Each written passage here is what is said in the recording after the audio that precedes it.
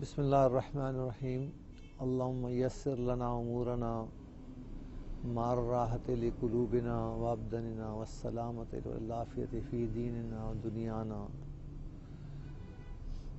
اللہم صلی علی سیدنا مولانا محمد وعلی آل سیدنا مولانا محمد مبارک وسلم علیہ۔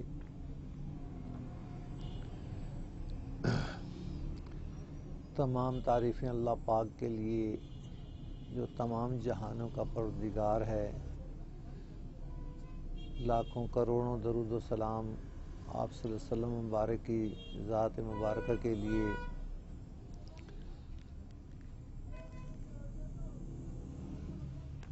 آج کی نشست پروگرام 6 نبضیں کل امراض کے سلسلے میں 3 سبق بیان ہو چکے ہیں۔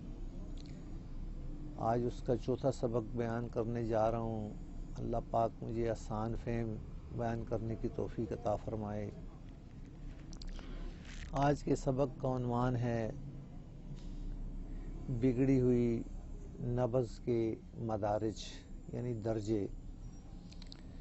نبض بگڑتی ہے تو بیماری کون کون سے درجوں کو پہنچتی ہے، کون کون سے مقام کو ٹچ کرتی ہے، اور ہمیں کیا کرنا چاہیے اس معاملات میں۔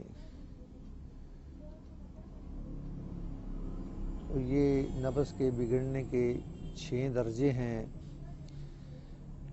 سب سے پہلے جب نبض بگڑتی ہے تو لذت کے مقام پر جاتی ہے، لذت کے درجے پر جاتی ہے۔ جب لذت کے درجے پر پہنچتی ہے تو اس وقت انسانی جسم میں مزاج جو ہوتے ہیں وہ ڈسٹرب ہو جاتے ہیں۔ اگر یہاں پر غور و خوض سے تشخیص صحیح کی جائے تو مرض کا یہیں خاتمہ ہو جاتا ہے، اور اگر بدقسمتی سے یہاں پر صحیح تشخیص تجویز نہ کی جائے تو مرض بڑھتے ہوئے دوسرے اپنے درجے حبس کے مقام پر پہنچ جاتی ہے۔ جب حبس کا مقام ہوتا ہے تو حبس کی تشریح کچھ ایسے کرتا چلوں۔ گرمیوں میں جب ہوائیں بند ہو جاتی ہیں اور گرمی زیادہ ہو جاتی ہے تو حبس ہو جاتی ہے۔ اسی طرح بدن میں بھی اسی طرح حبس کا درجہ ہوتا ہے۔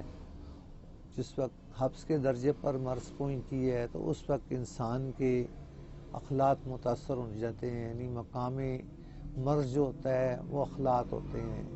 یعنی پہلے لذت پہ پہنچتی ہے مرض، اس کے بعد پھر لذت سے بعد حبس پر چلی جاتی ہے۔ یہاں پر بھی اگر صحیح تجویز نہ ہو سکے، تشخیص نہ ہو سکے تو مرض بڑھتے ہوئے قبض کے درجے پر پہنچ جاتی ہے۔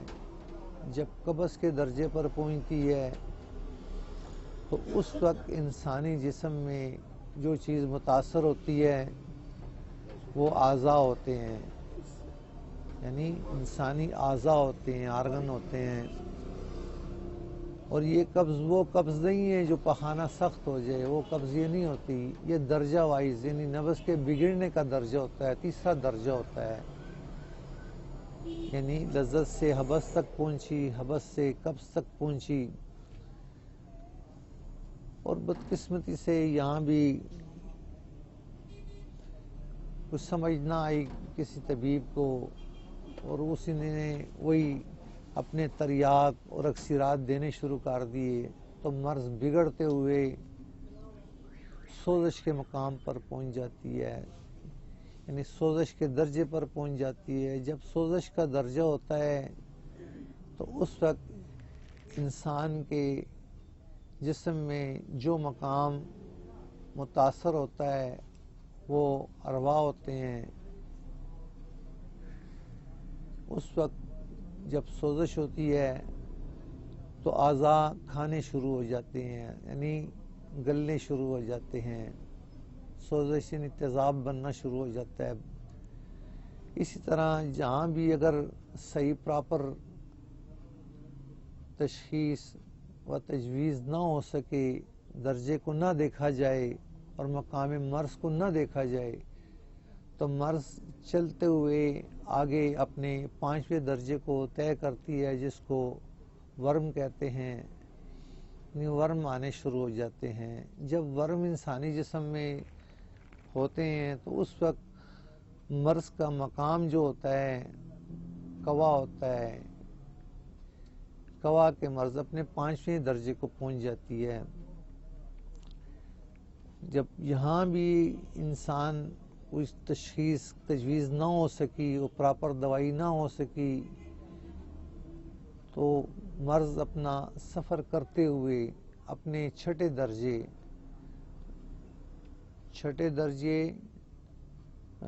ضعف کو پہنچ جاتی ہے۔ جب ضعف کو پہنچ جاتی ہے تو اس ٹائم انسانی جسم میں جو مقام متاثر ہوتے ہیں، ڈسٹرب ہوتے ہیں، افعال ہوتے ہیں، افعال ہونے سے صادر ہو جاتے ہیں اور انسان چارپائی کا بندیوان ہو جاتا ہے، ضعف پڑ جاتا ہے۔ یعنی اپنی درجوں کو طے کرتے ہوئے سٹیپ بائی سٹیپ لذت سے حبس، حبس سے قبض، قبض سے سوزش اور سوزش سے ورم اور ورم سے ضعف تک پہنچ جاتی ہے۔ یہ تھے 6 درجے جو میں نے بیان کیے اور ان کے مقامات جہاں پر ان درجوں کے مطابق مرض پہنچتی ہے۔ تو یہاں ہمیں کوشش کرنی چاہیے اور اس نبض کو